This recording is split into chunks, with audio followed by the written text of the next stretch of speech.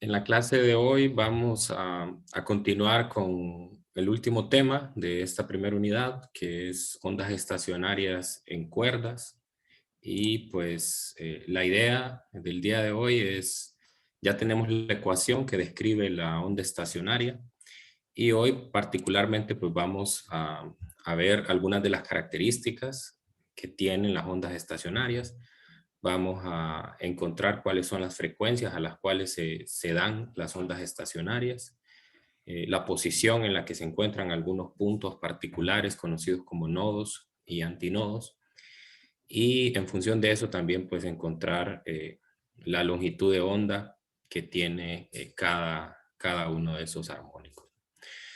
Bien, y luego vamos a hacer uno o dos problemas, depende cómo vayamos con el tiempo, de objetivos mínimos. Ok, voy a compartir pantalla.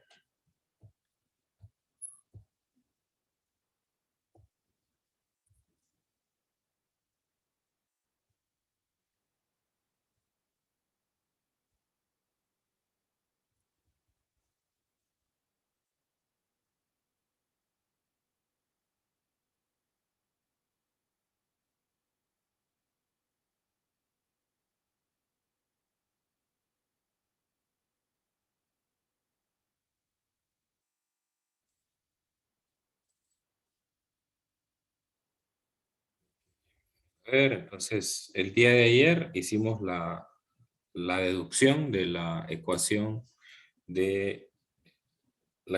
o la función de una onda estacionaria. Entonces dijimos que tenía dos componentes. Una componente era la amplitud, que está descrita por el término 2a seno de kx. Eso me da una amplitud de la onda estacionaria como función de la posición. O sea, dependiendo de en la posición en X que tenga la partícula, así va a ser la amplitud, ¿no? Teniendo una amplitud mínima que es 0 y una amplitud máxima que es 2A. Y en el caso de la onda de cada partícula, pues también tenemos el componente seno de omega t, que viene a darme el movimiento periódico, que en este caso es un movimiento armónico simple de cada una de las partículas, ¿no? Entonces, voy a mostrar otra vez el simulador, donde teníamos la onda estacionaria. Y pues la idea es ver algunas de las características que tiene cada uno de estos ondas estacionarias. Entonces me voy a concentrar solo en la parte de abajo. Vamos a olvidar por ahora de las ondas que generan esta onda estacionaria.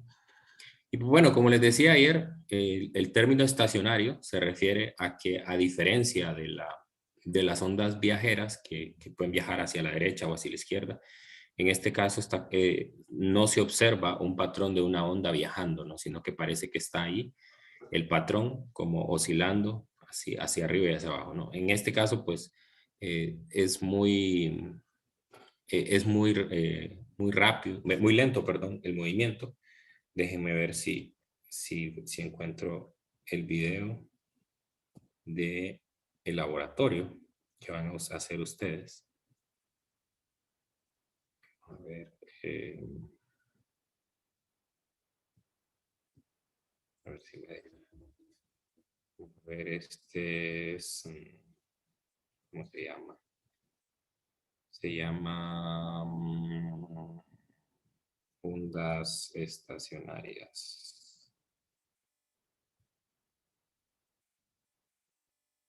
Laboratorio.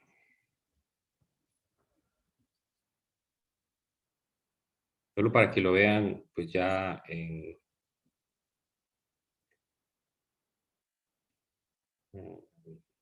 Creo que... Sí, este es el video de la práctica de laboratorio que ustedes van a hacer. Sí. Estacionarias en una cuerda. No les voy a poner todo el video porque no es lo que pretendo. Solo quiero mostrarles con el equipo que tenemos en el laboratorio cómo se ven las ondas estacionarias, ¿no? Entonces, pues bueno, aquí podrán ver que que se está haciendo el montaje, ¿no? Entonces, una onda estacionaria entre dos puntos fijos y pues tenemos por ahí también un vibrador que es el que va a generar esas ondas sinusoidales, ¿no? Voy a dejar aquí. Ok, ahí. Que nos sea posible observar claramente el patrón de... Esta es una parte muy importante. Si se fijan, aquí el instructor está fijando ese vibrador en una frecuencia en particular. Entonces, las ondas estacionarias no ocurren a cualquier, no ocurren a cualquier, en cualquier frecuencia. Eso es lo que vamos a precisamente demostrar hoy, ¿no?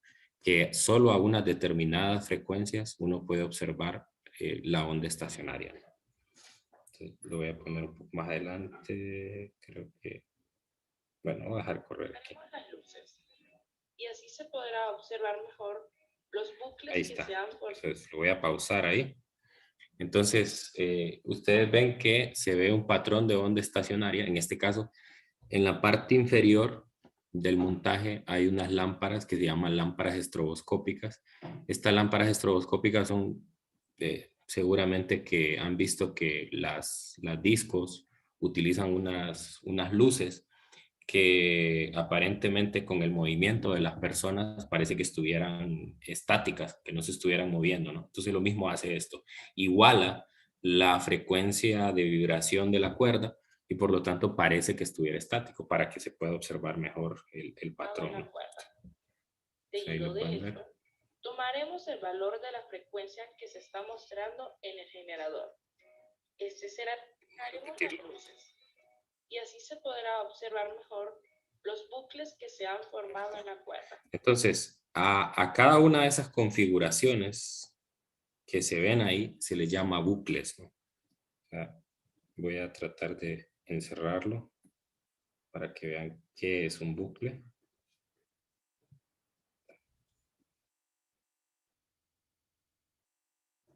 Un bucle es esto, ¿no? Esto es un bucle. Si se fijan, no, antes de eso voy a marcar aquí algunos puntos. Este punto de aquí es un punto de interés. Más o menos por aquí viene otro. Más o menos por aquí viene otro. Y más o menos por aquí viene otro. Si se fijan, esos puntos, en esos puntos no hay una vibración, ¿sí? Esos puntos se mantienen estacionarios, ¿no? Entonces, a estos puntos se le llama, a estos puntos se le llama nodo. Este es un nodo, este es un nodo, este es otro nodo. Y a los puntos que tienen una máxima vibración se les llama antinodo. Igual aquí, antinodo. Y hay otro antinodo. Entonces, como verán, en el simulador que les había mostrado antes, si se fijan, solo había un tercio de esta configuración que está aquí. Solo habían dos nodos y un antinodo. Es decir, los dos extremos estaban con amplitud cero y el extremo y el medio estaba vibrando a la máxima amplitud. Sin embargo, aquí tengo más. Tengo 4 nodos y 3 antinodos, ¿no? Entonces, a cada uno de esas configuraciones se les llama los armónicos. Ya vamos a ver por qué se les llama así. Entonces, dependiendo del número n, n va a ser un número con el cual nosotros vamos a identificar cuál es el armónico que estamos viendo. Entonces, n es el número de antinodos en la onda estacionaria. Entonces, por lo tanto, yo puedo decir que esto que estoy viendo aquí es el armónico número 3, n igual a 3, porque es el número de antinodos, ¿no? ¿Sí? Y el número de nodos siempre va a ser n más 1. O sea, siempre va a haber un nodo más que el número de antinodos. Ojo, esto solo es en ondas estacionarias, en cuerdas, con ambos extremos fijos, ¿verdad? Porque también hay ondas estacionarias que se pueden dar en tubos, hay ondas estacionarias que se pueden dar en placas, y pues ahí las características pueden cambiar un poco. Entonces, esas son las características principales que tiene la forma de una onda estacionaria. La presencia de dos puntos importantes, los nodos con amplitud cero y los antinodos con amplitud máxima. En los nodos se está dando una interferencia destructiva y eso hace que la onda estacionaria en ese punto tenga amplitud cero. Y en los antinodos se está dando una interferencia constructiva, de tal manera que la amplitud es el doble de la amplitud de las ondas originales. Entonces voy a dejar otra vez que corra un poco. Lástima que corto el video. Tomaremos el valor de la frecuencia que se está mostrando en el generador. No sé si hay más. Aquí hay más. Por ejemplo, ahí está. Del generador, para así aumentar el número de bucles que se estarán generando en la cuerda. También. Entonces ahí lo que los instructores van a hacer es cambiar la frecuencia, aumentar la frecuencia para poder observar más bucles. Bucles es sinónimo de antinodo, ¿verdad? ¿Sí? Entonces, el número de bucles es el número de antinodos. Buscaremos la frecuencia de las luces estroboscópicas para que concuerde con la frecuencia de la cuerda y así poder observar una resonancia. Ese es otro fenómeno, ¿no? Entonces, en ese caso, la frecuencia, como les digo, del vibrador es exactamente la misma frecuencia que tiene la lámpara estroboscópica. La lámpara estroboscópica es una lámpara que está lanzando en un determinado tiempo, con una determinada frecuencia, está lanzando luz, de tal manera que nosotros podamos igualar la frecuencia a la cual se está moviendo la cuerda, ¿no? Entonces, cuando eso se da, es que se mira como que la cuerda no se estuviera moviendo, ¿ah? Como que fuera una sola onda, como una gráfica de seno o de coseno, ¿no? Modificado la frecuencia en el generador, se han formado 4 bucles en la cuerda. Seguidamente, tomaremos el nuevo valor de frecuencia del generador y lo anotaremos en la tabla número 1. Junto con el nuevo número de bucles, desde el extremo de la polea. Ok, ya el procedimiento que sigue es el de la determinación de la densidad lineal de masa, que ese es el objetivo de la práctica, ¿no? Sí. Bueno, entonces ahí en tiempo real les muestro que ya en la práctica pues realmente es un poco más rápido. Aquí esa onda estacionaria que se muestra es bastante lenta, ¿verdad? Bastante lenta, pero se nota ahí que estamos en el n igual a 1, ¿no? Entonces si se fijan, en este simulador yo puedo cambiar el armónico. En la parte de abajo me aparece la opción de cambiar el armónico. Recuerde que n minúscula, representa el número de bucles o el número de antinodos. Entonces, obviamente aquí estoy en n igual a 1 porque solo hay un antinodo. Y recuerde que el número de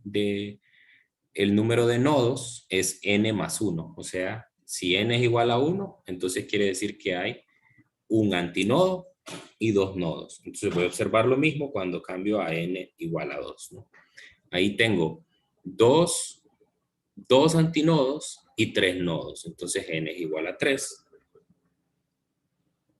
N igual a 2 en el anterior. En este n es igual a 3. Tengo tres bucles, o sea, 3 antinodos y 4 nodos. Y así sucesivamente, ¿no? Entonces, obviamente, aquí lo que estoy observando es que entre más grande es el armónico, mayor es la velocidad, ¿no?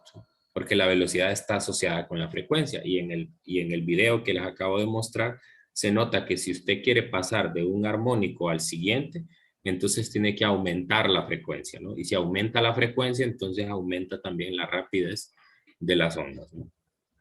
Bueno, entonces vamos a ir a los apuntes y lo que vamos a calcular ahora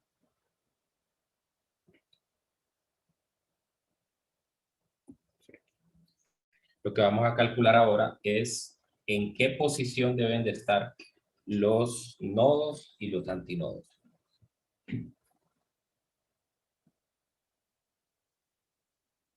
Ok, bueno, entonces continuamos aquí. Hoy es 16 de febrero.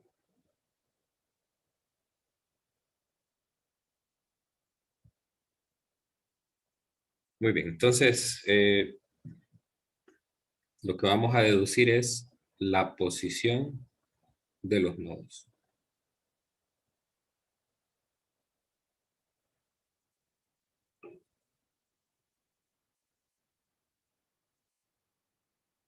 La posición de los nodos. Ok, entonces usted pudo observar en el primer armónico, pudo observar lo siguiente, ¿no? A ese armónico usualmente se le llama el armónico fundamental. Entonces tengo un bucle, ¿no? Un bucle. Aquí tengo un nodo. Aquí tengo otro nodo. Si ya tengo otro bucle, o sea, otro antinodo, segundo armónico, entonces me va a aparecer otra configuración de esta. Entonces me va a aparecer otro nodo, que hay un antinodo, que hay un antinodo. Si hay un tercer bucle, lo mismo, ¿verdad? Lo mismo. Aquí hay otro nodo y aquí hay un antinodo, etc. Entonces, así se van alternando. Así se van alternando. Bien, entonces ahora lo que yo observo es que, bueno, nosotros tenemos una función que era que la amplitud de la onda estacionaria era igual a 2 veces la amplitud de las ondas originales por el seno de kx, ¿no? Entonces, lo que yo puedo observar es que en los nodos, en un nodo, la amplitud de la onda estacionaria es igual a 0. Por tanto, la única manera de que en la ecuación anterior me dé 0 es que el seno de kx sea igual a 0. Porque la amplitud de las ondas originales no puede ser 0. De lo contrario, no tendríamos pues una superposición de onda. Bien, entonces lo que puedo ver es que el seno de kx debe de ser igual a 0. Y para eso, o eso ocurre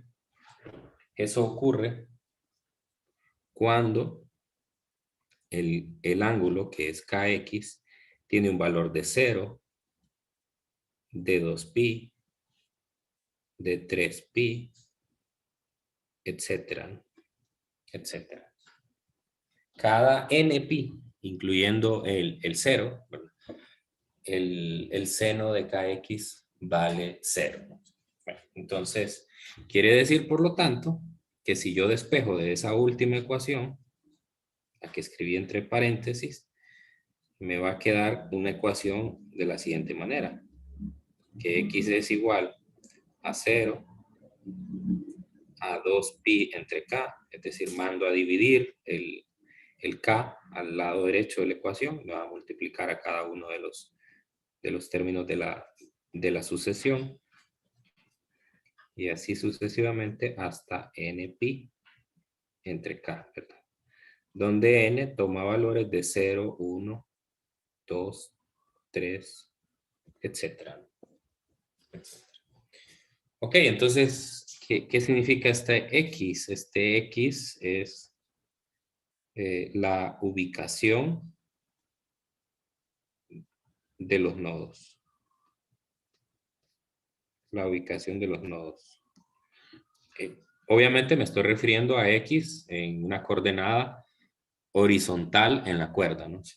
Entonces, pero también me doy cuenta aquí de que, o recuerdo una ecuación de que K es igual a 2pi sobre lambda.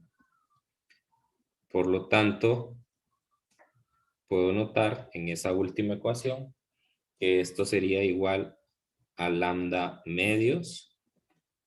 Es decir, si sustituyo K por 2pi sobre lambda, se cancela, vamos a ver, estoy bien. El primer término. No, aquí me salté un término, perdón, me salté un término. El que sigue es pi. el otro es 2pi y así, perdón, y me salté. Aquí debería ser solo pi y aquí 2pi, ahí sí. Entonces por eso da lambda medios, ¿no? Sustituyo k en el tercer término de la sucesión y me va a quedar lambda, nada más. El siguiente será 3 lambda medios. 3 lambda medios. Y así sucesivamente hasta llegar a, si se fijan, n lambda sobre 2. Donde n otra vez toma los valores de 0, 1, 2, 3, etc. Entonces, esta ecuación es la ecuación de la ubicación de los nodos en una cuerda. Entonces, dependiendo de cuál sea el armónico que usted está observando, entonces así va a ser el número de nodos que tenga. Por ejemplo, si está en el armónico 1, entonces solo va a observar los primeros 2 términos de esta serie. Es decir, el primero, que es este que vemos por acá, sería el que corresponde a la posición x igual a 0. El siguiente correspondería a la posición lambda medios. Y eso corresponde, ¿no? Porque si se fijan aquí yo solo tengo media longitud de onda, o sea, la distancia que hay entre este punto y este punto es media longitud de onda, ¿sí? Ya con el tercero, cuando estoy en el segundo armónico, entonces la distancia que hay entre este y este corresponde a toda una longitud de onda, ¿no? Toda una longitud de onda. Y así sucesivamente. Entonces, dependiendo de cuál sea el armónico, yo voy a tener pues una cantidad en esa serie, ¿no? ¿Sí? También es posible encontrar la posición de los antinodos, pero basta con fijarse en algo, ¿no? Basta con fijarse en algo. De aquí, de esta figura que tengo ahí, me doy cuenta que la distancia que hay aquí entre este nodo y este nodo, según lo que acabo de ver en la sucesión anterior, es lambda medios. Y entonces la distancia que habrá entre el nodo y el antinodo, pues tiene que ser la mitad de eso, ¿no? Tiene que ser la mitad. Por lo tanto, aquí sería lambda cuartos. Entonces, lo vamos a resumir aquí abajo con una ecuación. Vamos a decir que la distancia que hay entre dos nodos adyacentes es lambda medios. Y que la distancia que hay entre un nodo y un antinodo adyacente es lambda cuartos. Entonces, ojo, aquí son adyacentes. O sea, uno después del otro. Es otra ecuación que puedo observar que me permite resolver los problemas. Muy bien. Entonces ahí ya pues encontré particularmente eso, ¿no?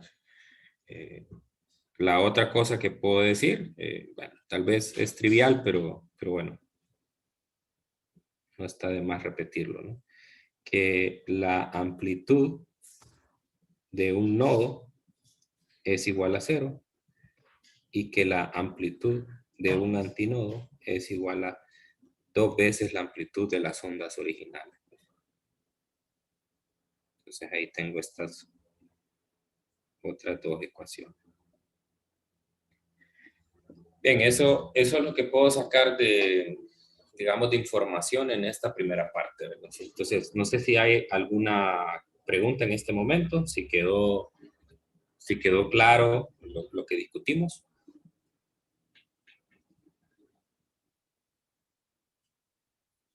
Todo bien, Lee. Muy bien, ok, muy bien. Entonces, ahora que ya tengo la posición de los nodos, con esas distancias que están ahí, puedo saber cuál es la distancia de los antinodos, ¿no? Entonces, obviamente que si el primer antinodo está en x igual a 0, y la distancia entre un nodo y un antinodo es lambda cuartos, entonces yo podré decir, y ya la voy a escribir, de un solo esa ecuación como posición de antinodos. Entonces, obviamente que la posición de los antinodos, el primero no va a estar en x igual a 0, sino que lo que voy a hacer es que a cada término de la serie anterior o de la sucesión anterior, le voy a sumar lambda cuartos, que es la distancia que hay entre un nodo y un antinodo adyacente. Entonces, 0 más lambda cuartos, será que el primero es lambda cuartos. Luego el siguiente, lambda medios más lambda cuartos, entonces va a ser 3 lambda cuartos. Y el siguiente será lambda más lambda cuartos. Entonces tenemos, ¿cuánto es 1 más un cuarto? Son 5 cuartos, ¿no? A ver. Sí, ¿verdad?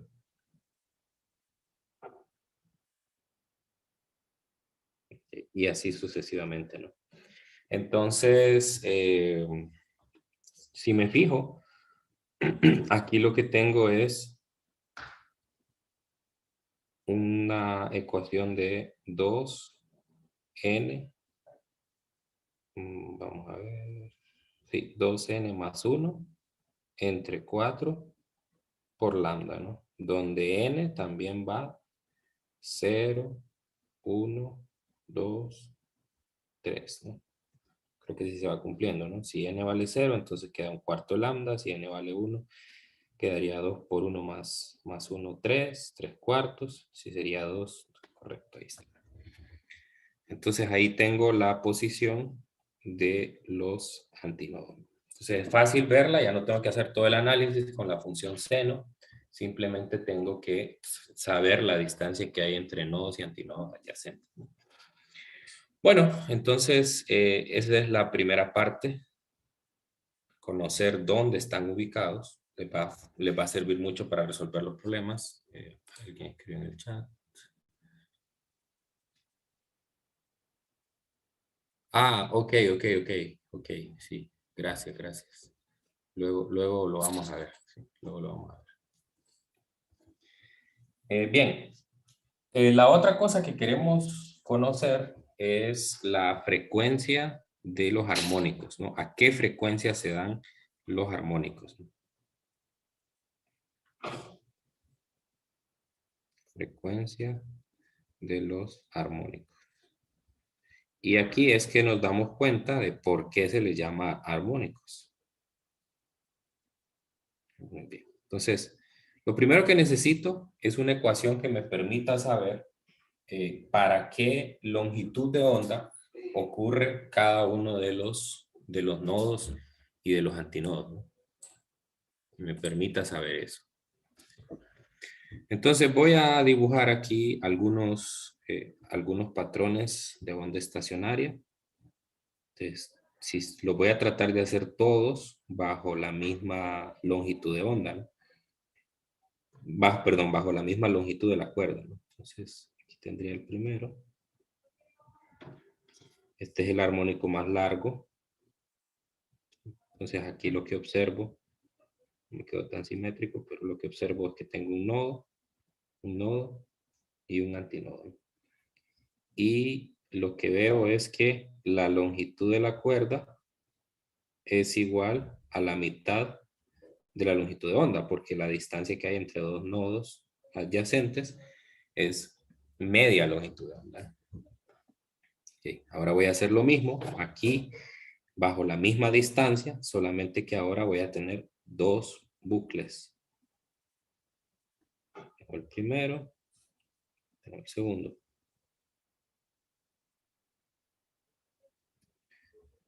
Y aquí voy a tener un nodo, otro nodo. Aquí voy a tener un antinodo y un antinodo. Y la relación de la longitud de la cuerda va a ser que es igual a una longitud de onda, ¿no? Porque aquí lo que tengo son un nodo, de un nodo a otro nodo es lambda medios. Del segundo nodo al tercer nodo es otro lambda medios. Entonces lambda medios más lambda medios es lambda, ¿sí? Ok. Y voy a hacer un uno más, el tercer armónico. Entonces en este caso tendría 3 bucles.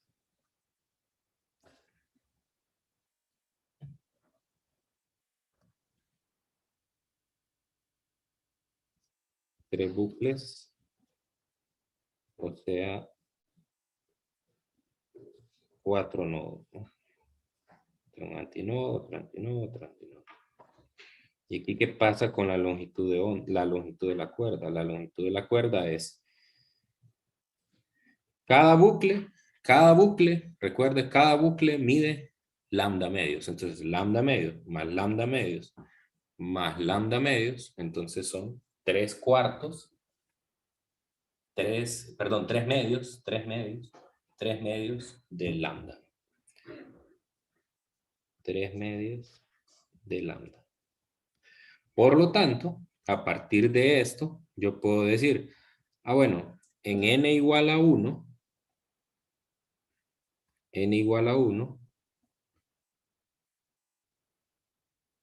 la longitud de onda de ese primer armónico es igual a 2 veces la longitud de la cuerda. ¿Sí o no? Despejo del L igual a lambda medios y me da eso, ¿no? El segundo sería n igual a 2, despejo de L. Entonces en este caso se nota claramente que lambda 2 es igual a L. En n igual a 3, despejo para lambda 3 y me va a quedar que es igual a 2/3 de la longitud, 2/3 de la longitud de la cuerda. Y así sucesivamente, ¿no? Entonces puedo calcular o puedo tener una fórmula general de que el lambda para el enésimo armónico, es 2 veces la longitud de la cuerda entre el n, entre el número del armónico. Donde n, cuidado aquí con los valores de n, aquí sí empieza en 1, 2, 3, etc. Entonces ahí tengo mi fórmula que me permite, esto es lo que andaba buscando, una fórmula que me diga cuál es la longitud de onda de cada armónico. ¿Y por qué buscaba eso? Bueno, buscaba eso porque yo sé que la frecuencia del enésimo armónico es igual al producto de la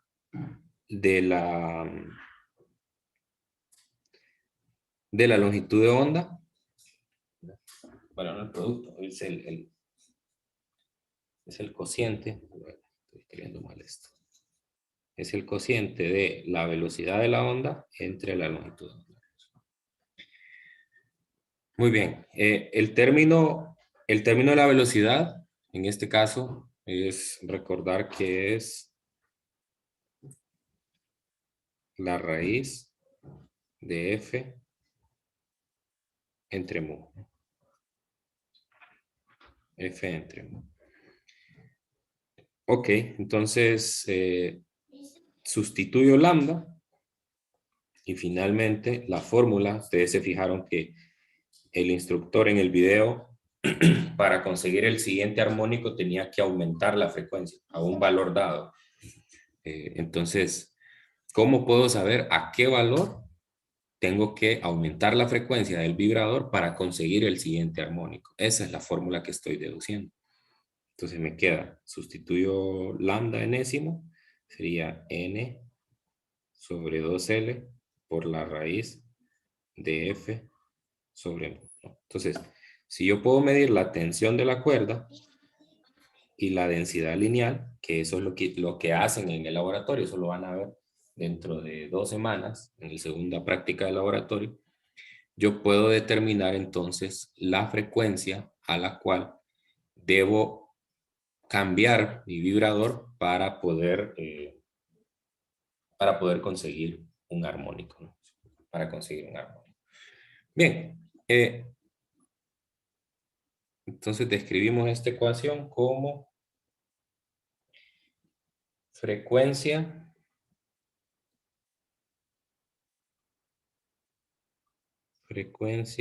del enésimo armónico. Y a continuación voy a describir por qué se llaman armónicos. ¿Por qué se llaman armónicos? Lo voy a escribir de una forma compacta. Lo voy a escribir solamente como Fn es igual a n por la velocidad entre 2L, ¿no? Muy bien. Entonces, ¿qué pasa si n es 1, el primer armónico? Entonces lo que me queda es F1 igual a la velocidad sobre 2L. Si n es igual a 2, entonces sería la segunda frecuencia y me va a quedar n2 por la velocidad sobre 2L, ¿no? Y si se fijan, eso que puse entre paréntesis es el mismo F1. Entonces sería 2 veces la frecuencia 1. Voy a hacer uno más, para que quede más claro. F3 sería entonces 3 veces la velocidad sobre 2L, y eso es igual a 3F1. Entonces, en general, la ecuación que puedo encontrar es que la frecuencia del enésimo armónico es n veces la frecuencia fundamental, o sea, del armónico, del primer armónico.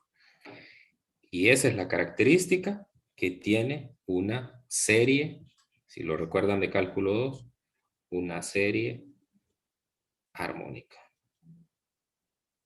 Una serie armónica. ¿Sí? También hay otra ecuación que se puede ver, y es usando siempre esos mismos valores que tengo atrás. Por ejemplo, si hago la resta de F3 menos F2, entonces lo que me va a quedar es 3 veces la velocidad sobre 2L menos 2 veces la velocidad sobre 2L. ¿Y esto qué es? Velocidad sobre 2L. Y eso es F1. Ahora voy a inventar otro más grande, solo para poner más evidencia de esto. Imagínense que tengo la frecuencia del séptimo armónico y la resto del sexto armónico. Entonces me va a quedar 6 veces, no, 7 veces la velocidad sobre 2L menos 6 veces la velocidad sobre 2L. Eso me va a dar otra vez la velocidad sobre 2L, que es la frecuencia fundamental. Entonces, en general, puedo dar otra ecuación, y es que si yo resto un armónico, menos el armónico anterior, ¿verdad? Sin que haya un armónico entre ellos, una frecuencia de un armónico entre ellos, entonces eso siempre me va a dar la frecuencia fundamental. O en otras palabras, si yo resto dos frecuencias consecutivas, entonces lo que me va a quedar es la frecuencia fundamental. La frecuencia fundamental. Bien, a estas configuraciones también se les llama modos normales. Los modos normales de un sistema son aquellos en los cuales el movimiento de las partículas se mueve de forma sinusoidal con la misma frecuencia. Entonces, también a veces se le refiere como el primer modo, el segundo modo, ¿no? Lo voy a poner aquí como comentarios porque siempre son preguntas frecuentes, ¿verdad? Sí. Entonces, modo normal es un sinónimo de armónico. ¿Sí?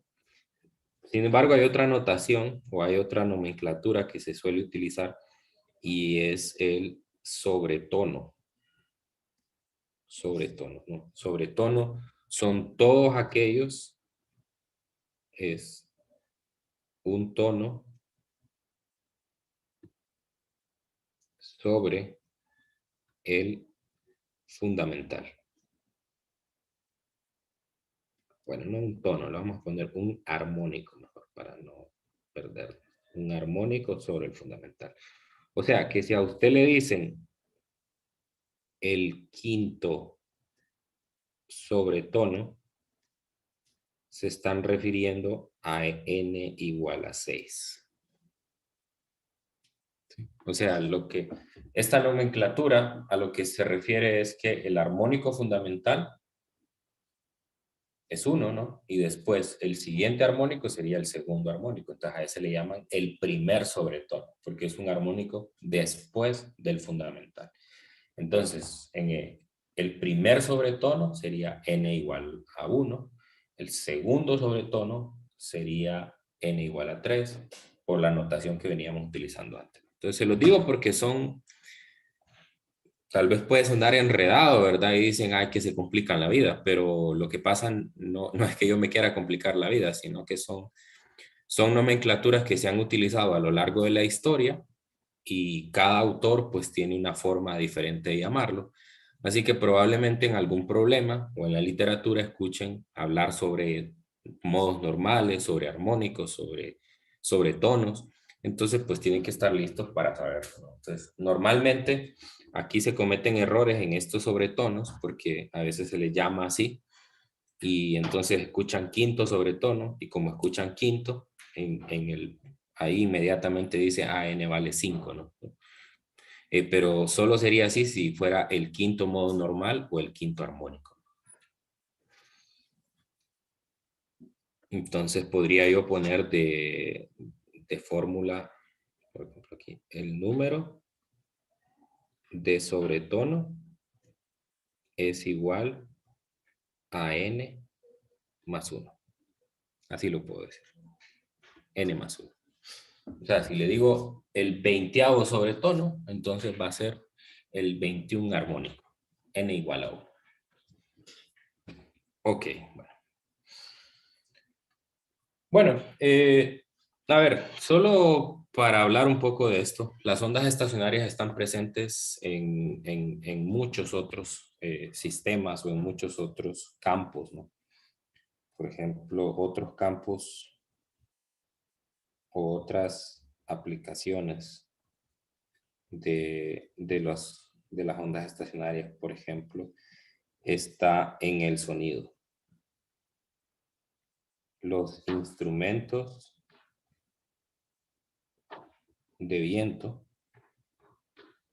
funcionan gracias a una onda estacionaria, ¿no? ¿Sí? Entonces, en el caso de los instrumentos de viento, lo que está pasando es que dentro de una columna de aire, pues está vibrando de tal manera que, esto solo lo dejo como referencia, no es algo que vayamos a ver claramente, pero por ejemplo puedo decir una flauta, qué sé yo, una flauta tiene una forma tal que el aire entra a una columna y uno de los extremos está abierto, ¿no? Entonces lo que pasa ahí es que los nodos, los bucles se dan a la mitad, no se dan completos, ¿verdad? O bueno, los de los extremos no se dan completos. Entonces lo que usted tendría es que viene más o menos así, ¿no? O sea, se forman zonas,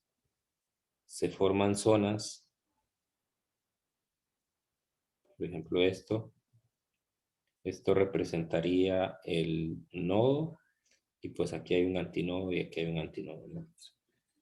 Entonces así se provocan los sonidos en un instrumento de viento, una flauta, por ejemplo. Entonces, de acuerdo a cómo usted, el aire, pues obviamente que viene por aquí, ¿verdad?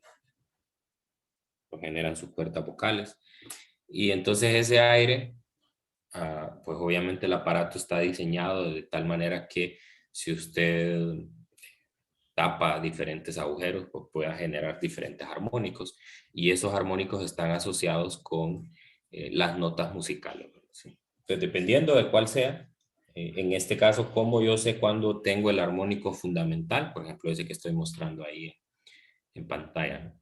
Entonces, medio bucle y medio bucle hacen el modo fundamental. Entonces, el segundo armónico sería aquel en el cual yo tengo nada más, tendría medio bucle, bucle completo y después medio bucle, ¿no? Entonces, bueno, entonces solo de referencia.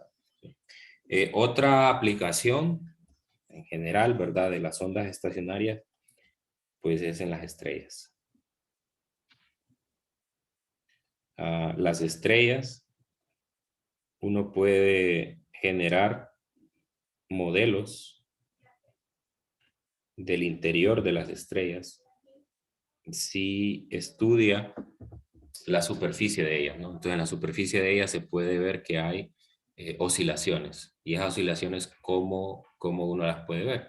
Hay cambios en el brillo de la estrella. Entonces esos cambios en el brillo se pueden deber a cambios en el interior de la estrella, y entonces usando herramientas de la astrofísica, entonces usted puede convertir esos modos de vibración, que son ondas estacionarias también, va a tener puntos en la superficie de la estrella donde la vibración es cero, o sea, nodos, y va a tener puntos donde donde la amplitud es máxima, ¿no? Que serían antinodos.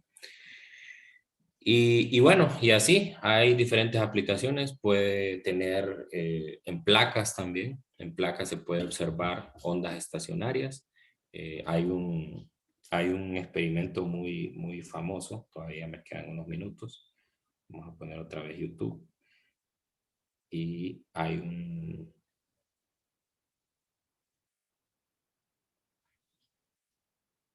un experimento muy famoso que se llama el tubo de Rubens. Este tubo de Rubens, ¿no?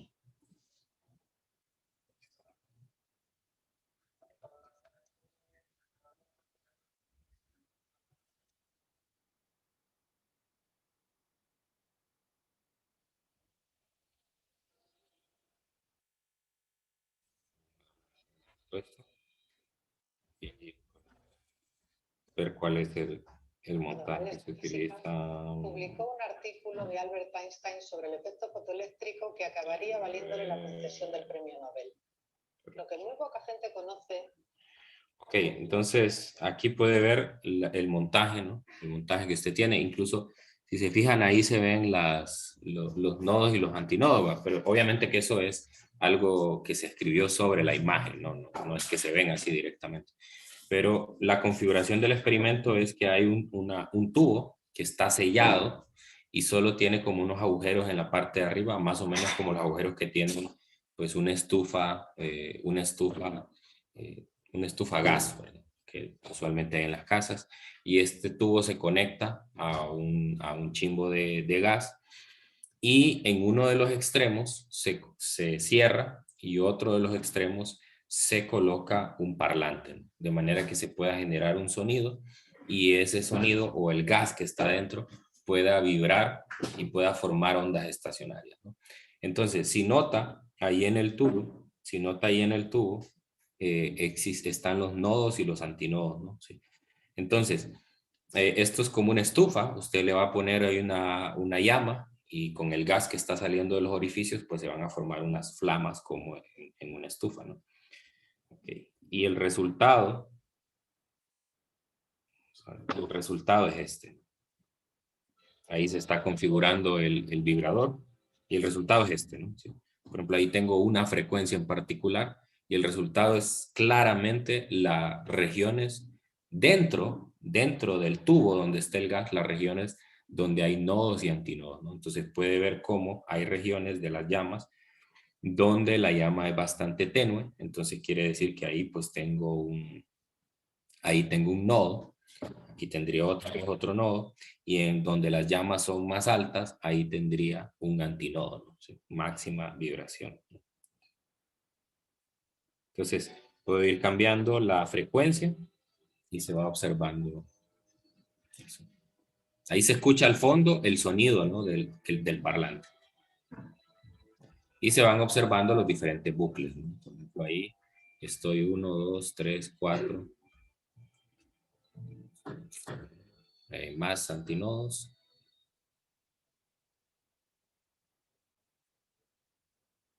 Entonces, esa es una representación unidimensional de las ondas estacionarias en un tubo. También hay otra aplicación u otro experimento que se llama las figuras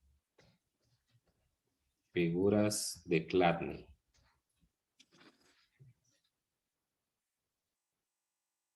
Figuras de Chladni.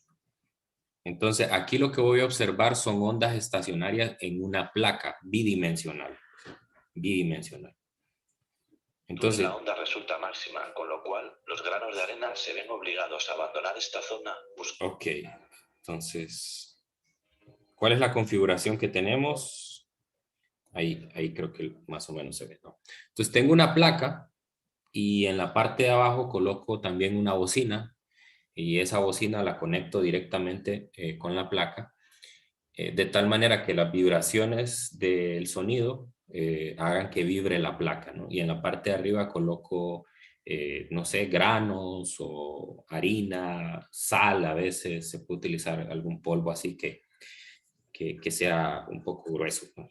Y entonces, al generar esas vibraciones y yo poder modificar la frecuencia, entonces puedo saber o puedo ver sobre la superficie de la placa regiones donde hay máxima amplitud y donde hay amplitud cero, o sea, nodos y antinodos. Y es muy bonito porque además tiene figuras muy interesantes. Entonces, vamos a... Aquí está, digamos que una representación de las formas, ¿no? Sí. Entonces, fíjense, ahí están las placas, ¿no?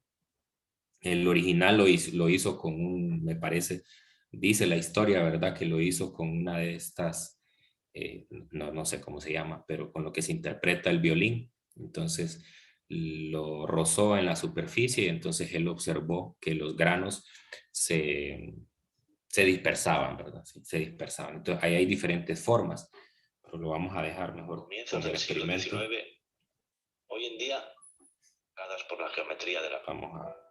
Bueno, aquí explique el tubo Rubens otra vez. Los nodos. Ahí está, ¿bien? Entonces ahí se ve la vibración y usted puede ver cómo los granos se van amontonando en esas regiones. Esas regiones donde se van acumulando los granos vendrían a ser, perdón, vendrían a ser los nodos porque ahí no hay vibración, y las regiones donde no hay granos vendrían a ser los antinodos. En zonas de interferencia destructiva, la onda se anula, permitiendo que la arena se acumule en estas zonas. Por el contrario, en los antinodos la amplitud de la onda resulta máxima, con lo cual los granos de arena se ven obligados a abandonar esta zona buscando el reposo de los nodos. En la actualidad, realizamos esta experiencia aplicando distintas frecuencias mediante un programa informático. Ahí está la bocina conectada a un generador de frecuencias y se van viendo diferentes configuraciones de acuerdo al armónico.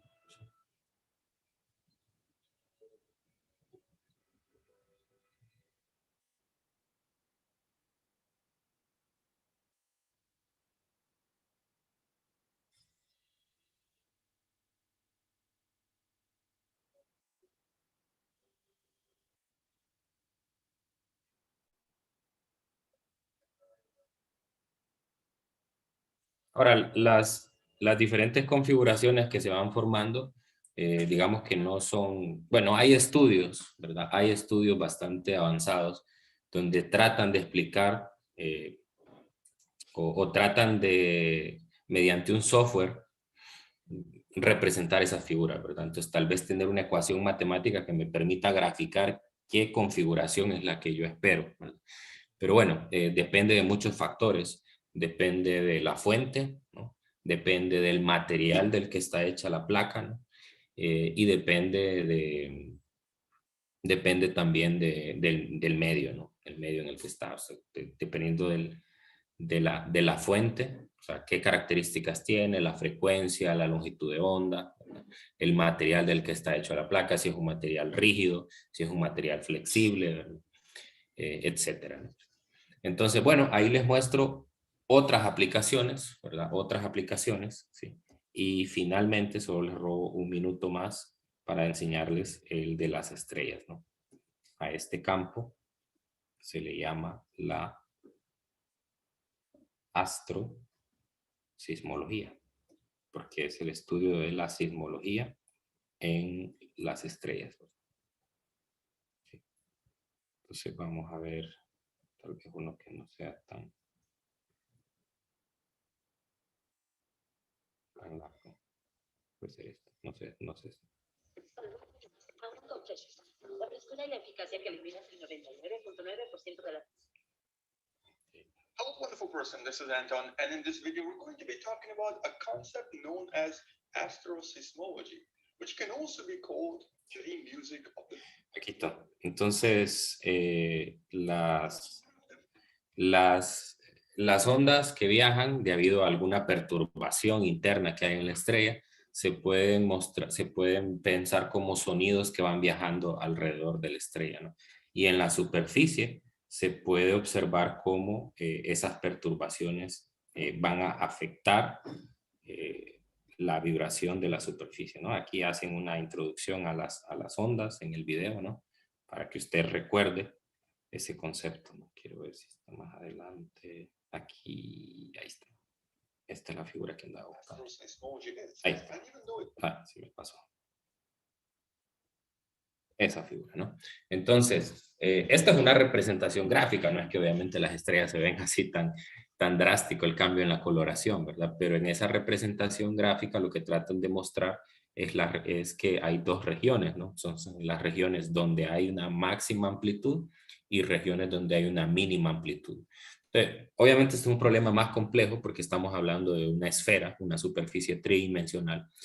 Pero gracias al estudio de las ondas estacionarias en el fundamental, que es el que nosotros estamos viendo, se pudo desarrollar toda esta teoría y esa teoría permite que nosotros podamos generar modelos de cómo es el interior de la estrella y qué está causando esos cambios en la estrella, ¿sí? O sea, digamos, no tenemos que ir hasta la estrella, ¿verdad? Cortarle un pedacito, así como se ve en la figura, y ver qué es lo que hay adentro, ¿no? O sea, simplemente con estudiar las oscilaciones del brillo de las estrellas podemos tener un modelo del interior. Bueno, entonces creo que ya les di un panorama bastante amplio de las aplicaciones y por qué es tan importante en la ciencia estudiar pues las ondas estacionarias. Mañana nos vamos a dedicar exclusivamente a resolver problemas. Ya tenemos toda la teoría. Entonces vamos a resolver un problema de objetivos mínimos y un problema avanzado para ya cerrar con esta temática. Bueno, entonces lo dejamos hasta aquí. Ya les robé 2 minutos más del tiempo. Cuídense mucho y nos encontramos mañana. Gracias, Nos vemos mañana, licenciado.